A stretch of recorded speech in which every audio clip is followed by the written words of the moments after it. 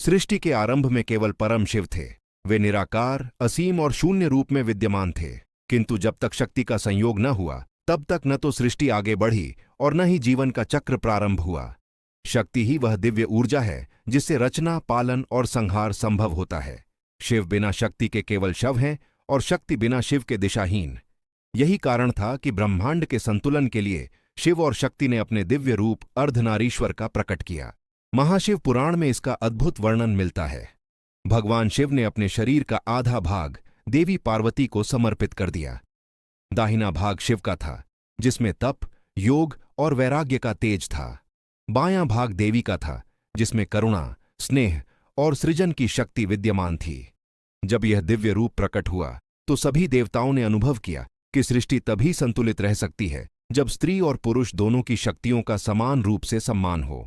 यह रहस्य केवल दिव्यता तक सीमित नहीं है, बल्कि संपूर्ण ब्रह्मांड का आधार है। दिन और रात, अग्नि और जल, कठोरता और ममता, ये सब तभी पूर्ण हैं जब साथ हों।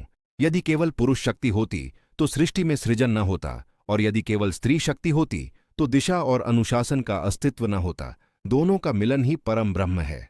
मनुष्य के जीवन में भी यही शिक्षा छिपी है।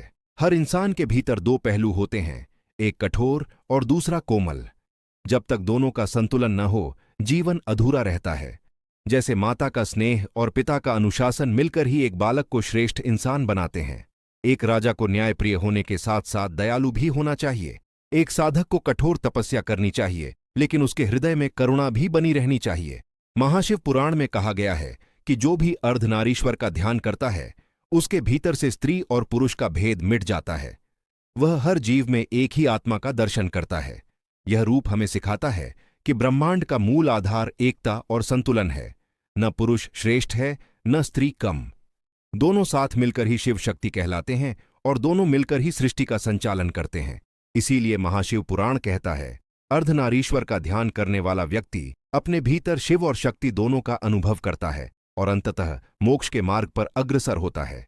यह रूप हमें यह स्मरण दिलाता है कि जब तक हम अपने भीतर के दोनों पक्षों को स्वीकार नहीं करेंगे, तब तक पूर्णता प्राप्त नहीं कर सकते। यही है अर्धनारीश्वर का रहस्य, संतुलन, एकता और संपूर्णता का संदेश।